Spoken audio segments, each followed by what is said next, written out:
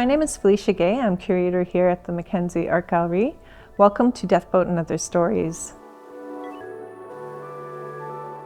Back in 2019, I started here as a curatorial fellow. One of the first tasks I was given was to look at the Kampelmacher Memorial Collection. And I'm so glad I actually invested all this time into this collection because it turned out to be something that was pretty life-changing for me. And I think that it's an important part of our story here at the MacKenzie Art Gallery.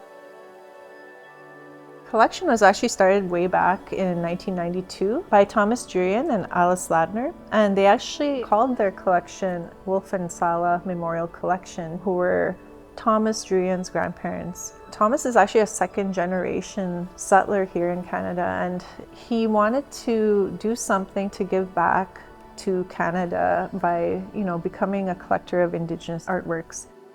A couple of things were really important to he and Alice, his wife. He wanted people to see this collection. He didn't want it sitting in some vault, never to be seen again. The other thing he wanted to do was to make sure that there were Indigenous curators involved. And what he had noticed through time was that the MacKenzie Art Gallery had a deep and long history of working with Indigenous curators and with a really diverse Indigenous art collection. So he gifted the collection to us, and it's been going on for many years.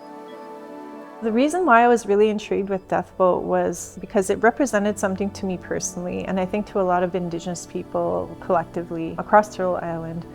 And the concept of life and death is a cycle. If you were born, you were still existing in the spirit realm before that. So you were in the spirit realm, then you were born, you die, and then you're back into the spiritual realm again. So it's like an ongoing cycle.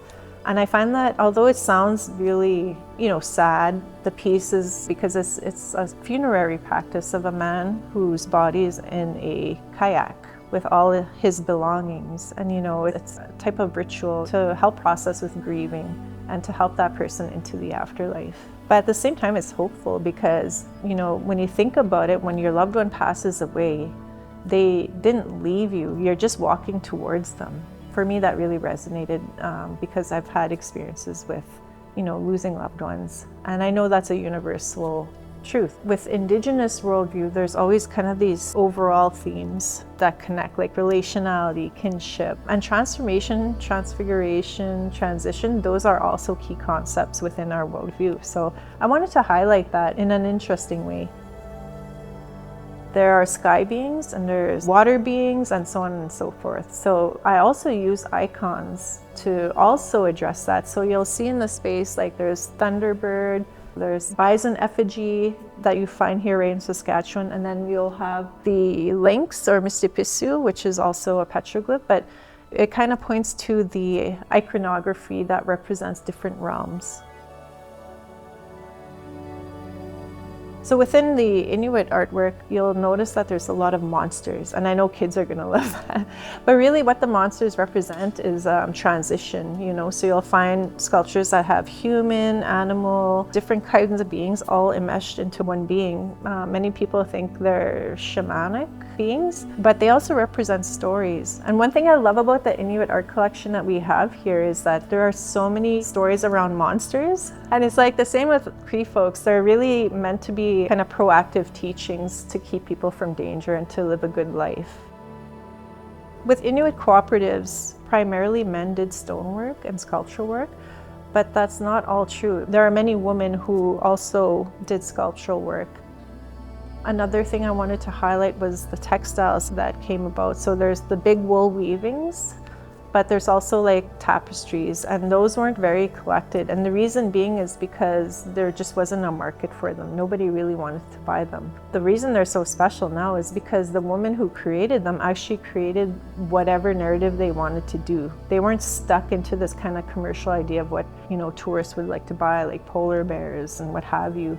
And you'll notice that a lot of the work that's included here, they're not really super commercial artworks. And it really shows how Thomas collected. I think one thing I want, visitors to kind of grasp is the emotive feeling that you get. So the reason it's saturated with color, the reason it feels inviting, like you're coming into someone's home and seeing how their lives are like. It's a glimpse into, these Indigenous artists' lives, because most artwork that Indigenous artists do are really situated within their own experiences, within their own stories. And I think that's really special that we're taking care of these items as visitors as well.